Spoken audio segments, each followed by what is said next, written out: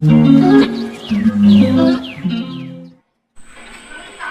বাজে ভোর ৫টা। আলহামদুলিল্লাহ আমরা মালদা স্টেশনে পৌঁছে গেছি। এরপরে স্লিপার বাসে করে হিলি বর্ডারে যাব। জীবনে প্রথম স্লিপার বাসে চড়লাম এবং স্লিপার বাসে শুয়ে শুয়ে যেতেই একটু ভিডিও নিলাম। মালদার কৃষক ভাইয়েরা যেভাবে তাদের কৃষি পণ্যগুলো বা মালগুলো বোঝাই করে নিয়ে পাইকারি দরে বিক্রি করে, এটি আপনাদের সাথে একটু শেয়ার করলাম। এছাড়াও মালদার যে আশেপাশের এই কৃষিকাজ ও মাঠ ঘাট একটু শেয়ার করলাম। সব কিছুই বাংলাদেশের মতো।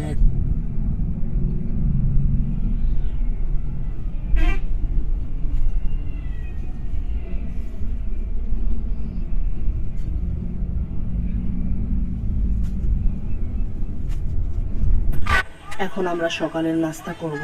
এই জন্য আমরা যে গাড়িতে এসেছি সেই গাড়ির মামাকে জিজ্ঞাসা করলাম এখানে নাস্তা ভালো কোথায় পাওয়া যায়। উনি আমাদেরকে একটা দোকান দেখিয়ে দিলেন। এখানকার মিষ্টি দই এবং পুরি ও টক দই খুবই নামকরা। সেখানে আমরা গেলাম, খেয়ে নিলাম। এরপরে আমরা দেখছি এখানে অনেক ভিড় থাকে, লাইন ধরে থাকে মিষ্টি নেওয়ার জন্য, চমচম নেওয়ার জন্য, গোলাপ জামুন নেওয়ার জন্য।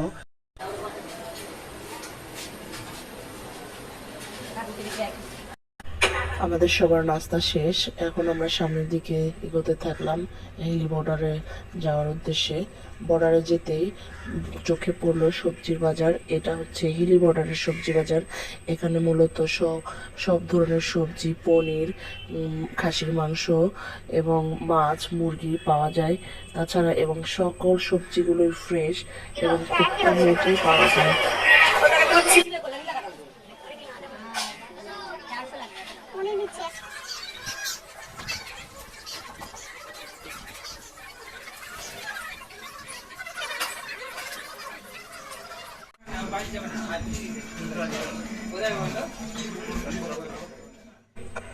আমরা হিলি বর্ডারে চলে এসেছি।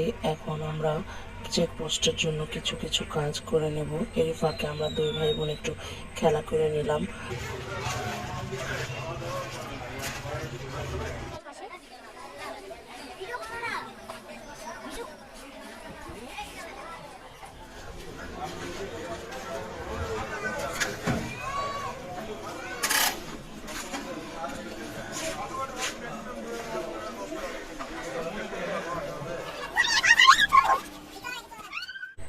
ইন্ডিয়ান হেলি বর্ডারের কাজ শেষ। এখন আমরা বাংলাদেশে পা দিচ্ছি।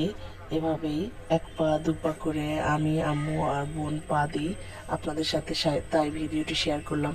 নিজের জন্মভূমিতে পৌঁছে গেছি, আলহামদুলিল্লাহ অনেক ভালো লাগছে। নিজের দেশে পা দিয়ে মনে হচ্ছে বুকটা ভরিয়ে গেছে শান্তিতে। এরপরে আমরা বাংলাদেশ ইমিগ্রেশন চেকপোস্টে কিছু কাজ করে নিজের জেলার উদ্দেশ্যে বা নিজের বাড়ির উদ্দেশ্যে রওনা দেব।